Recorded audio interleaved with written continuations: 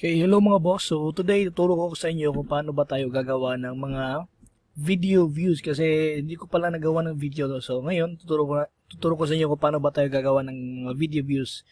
As you can see, natapos ko na ito lahat. Ito yung mga audiences na ginawa ko.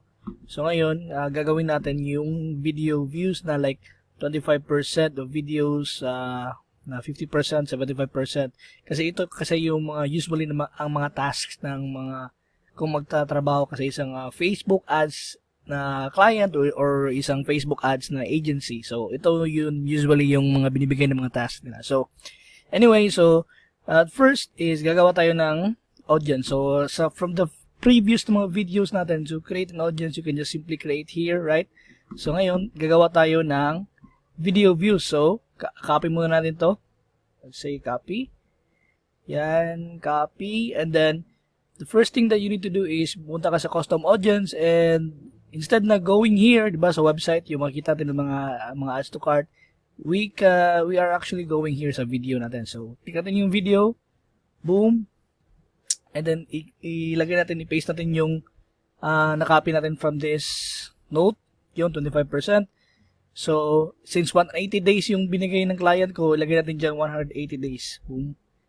Okay. And the next is 25% of video views. Yung VV is video views. So, browse lang natin yan and dito ka makita mo yan. Okay? So, may 25, 50, 75, 95. And mayroon din mga videos like people who viewed at least 3 seconds of your video. Kasi ginagamit ito guys sa retargeting natin sa Facebook ads. Later, ituturo ko sa inyo isa-isa about that. And for now, let's just focus on these na mga audiences na ginawa ng client ko. So, na-assign sa akin. So, 25% of videos. Then, you can click the videos na naman. So, the problem is, kailangan mo siyang ma-access ng page. So, to do that is, kailangan mo munang malaman kung ano yung Facebook page na ginagamit ng ad account na to, nitong Iron Fit. So, dapat pupunta ka dito, bumalik ka dito sa, tawag nila na ad account. And, ito yung ad account ng Iron Fit. If we can go back here dito sa campaigns, ito yung client ko, si Jose. And then, i-click natin yung campaign, click natin yung isa para makita natin yung current na ad niya. And then, ito yung ad set level niya, alam niyo na yan. And then, ito yung ad level niya. So, kailangan natin makita yung kung ano bang Facebook page na ginagamit niya. So, to do that, there are two ways. You can click here, and then click mo yung preview or click mo yung edit. Pag i-click mo yung edit, makikita mo yung lahat ng, makikita mo kagad yung Facebook page niya, na pangalan ng Facebook page is Iron Fit.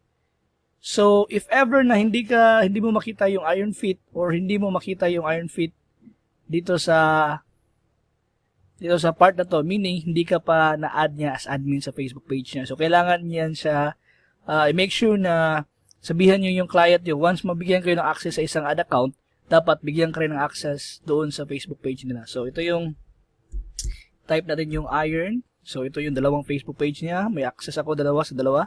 So, since ito yung ginamit niya na Facebook page, lagay natin dyan Iron Fit. Boom. Okay? So, next. So, ito yung mga videos na makikita natin sa loob ng Facebook page niya. So, nandito yan lahat.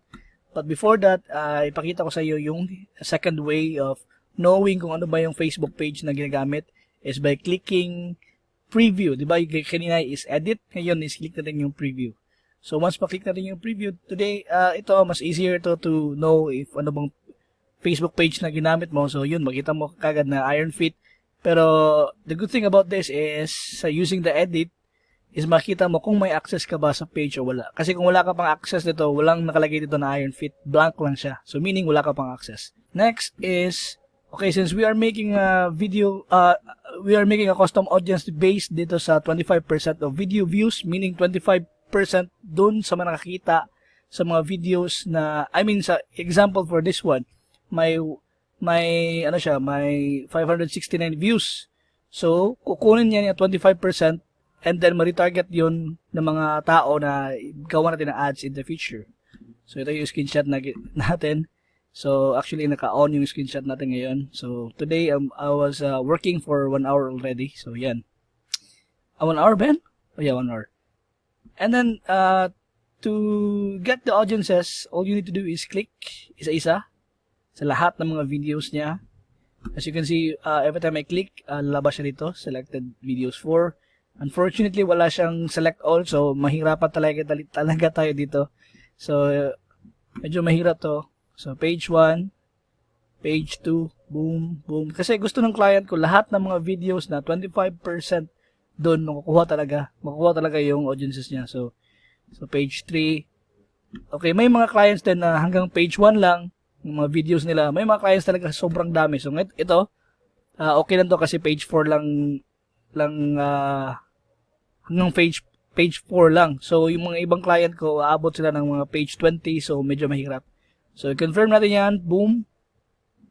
So, ito na. So, may 25% of video views ka na, of your video, then 180 days. Then, ito yung audience name mo. Okay? So, click mo tong create audience. Boom. And then, yes. Okay, next. Pwede mo na siya hindi click. So, ito na yun guys. May audience na tayo for video views. Okay, so next is, of course, yung 50%. Kailangan natin kunin yan. So, copy natin to. Boom. Okay, then custom audience. So, medyo mabilis na sa akin to guys kasi everyday ko tinatrabaho for how many years already. So, 180. Then, 50%. 50%, where is it? Then, choose videos. Boom. I check mo yan na dapat iron fit. Boom, boom, boom, boom, boom. Okay, page 2, then,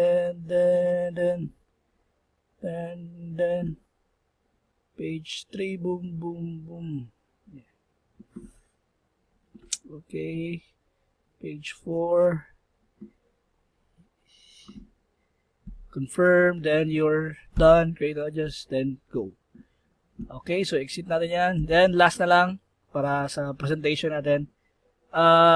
Okay, 75% of video views. Boom. Copy. Create audience. Ito, video, then click mo yan. Copy paste lang tayo guys. Then 180 days. Then select 75%. Then choose yung videos natin. Make sure na yung iron fit pa rin yung video natin. Then, I mean yung Facebook page. Okay, so yeah, dalian na natin kasi yung time. Bang, bang. Page 3, then. Boom, boom. Bang. Okay, so you're done. Confirm, and then check, recheck mo kung 180 days, check, 75%, check. Then create mo yung audience. So yeah, that's how easy it is na to make custom audience based doon sa video views natin. So ito yung guys. So again, kung gagawa kayo ng resume, pwede nyo na i-add nyo sa resume na marunong kayong gumawa ng video, marunong kayong gumawa ng mga custom audiences sa Facebook. So pwede mo rin siyang gawin na gig doon sa Fiverr. So if you can do that, then yeah, it's an advantage for you na as early as now, marunong ka nang gumawa nito. So, yes, ito lang yung mga example natin guys. I'll be making this, the rest. Ito yung mga the rest natin. So, 7 days lang to. Ito 30 days. So, okay, so kung may mga question kayo mga boss, please leave it sa mga comment section below. So, thank you mga boss. And yeah, see you.